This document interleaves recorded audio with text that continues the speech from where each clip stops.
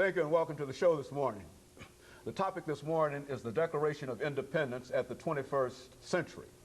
And we're fortunate to have with us to talk about the Declaration of Independence at the 21st century, Dr. BLovett. Dr. BLovett is an historian at Tennessee State University, a professor of history at that institution. And of course, Dr. Lovett, let me welcome you to the show this morning. Well, thank you, Dr. Haney.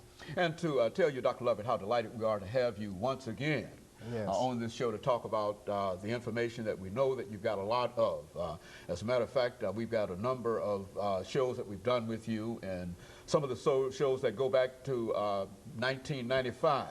But we still believe that they're of very, very significance dealing with the kind of information that you delivered to us. And I often think about the African American and the Constitution of the United States. I think you did that show with us back in 1995. Yes. But still it is, I think, one of the best pieces of information dealing with the African American and the Constitution that we have.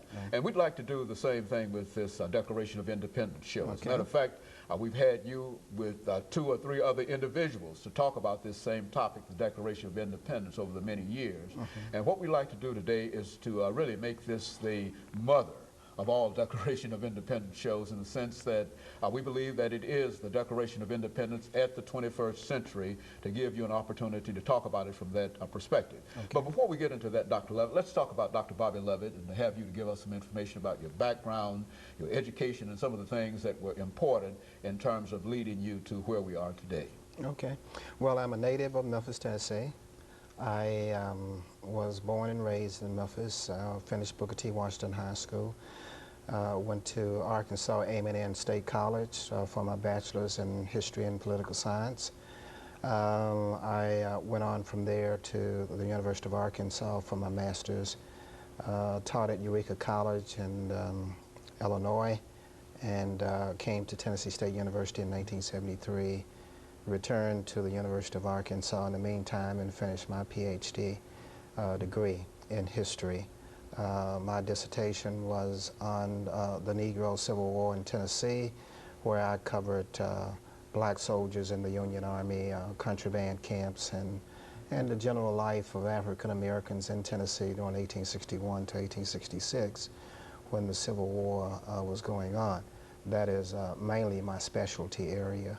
But since then, I have dealt in African American history, mostly in the 19th century, and lately I've been doing some research and writing in the 20th century. The latest book I'm completing is a book on the biography of the Civil Rights Movement in Tennessee from about 1935 to the present. And I'm also working on a book on the history of Tennessee State University. And I just completed an article in a book from the University of Arkansas Press on James C. Napier, who was an African-American leader in Nashville, and did another chapter last year on William Edmondson. That is in a book called The Art of William Edmondson, published by the University of Mississippi University Press, 2000. And 1999, my major book, The African-American History of Nashville, Tennessee, from 1780 to 1930, was published by the University of Arkansas. And so, Dr. Lovett, you've quite a number of scholarly works in all of these areas dealing with the African-American experience. But let's talk about the Declaration of Independence itself. What is this document that was issued in 1776 declaring independence and et cetera? Let's talk about it from that perspective until the end of this particular segment. Well, the Declaration of Independence, of course, is a sacred document to Americans because it was the document that proclaimed independence from England. And at that time, as you know, England was the owner of and the controller of the 13 colonies, which were under British control. And around 1770, they began to rebel against the British. And that came down to outright war in 1775. And in 1776, Thomas Jefferson and others sat down to put their feelings and their philosophy about the revolution in writing. And that became the Declaration of Independence, where these colonies do declare their independence and all allegiance to the British Crown.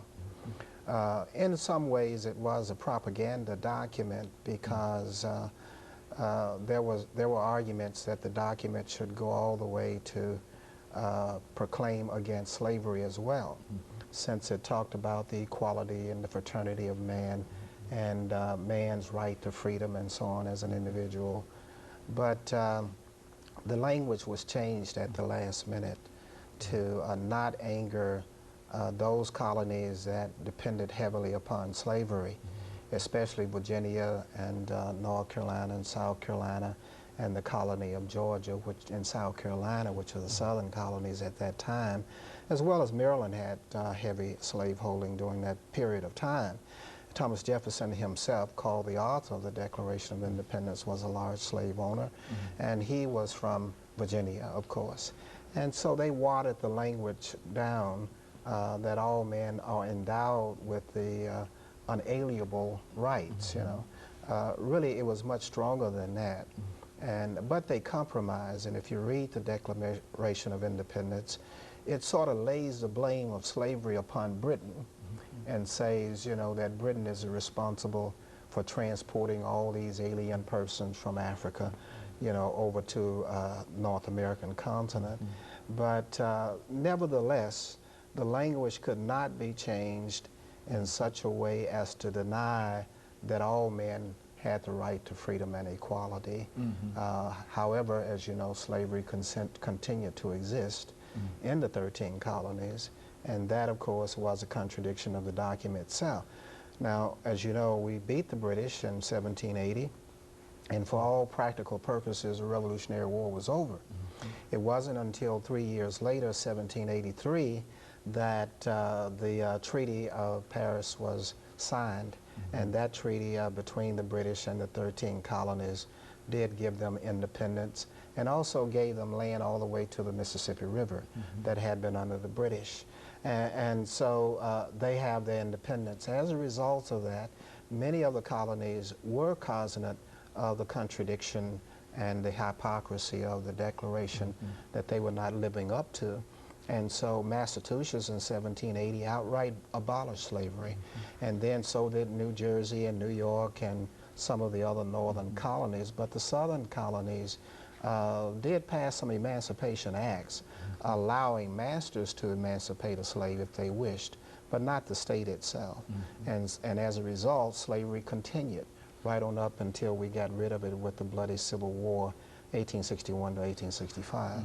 And so, Dr. Lovett, and I think you mentioned slavery in connection with the Declaration of Independence on several occasions. Let's talk about, and of course we're getting ready, I would imagine, within the next minute or so for our first commercial break.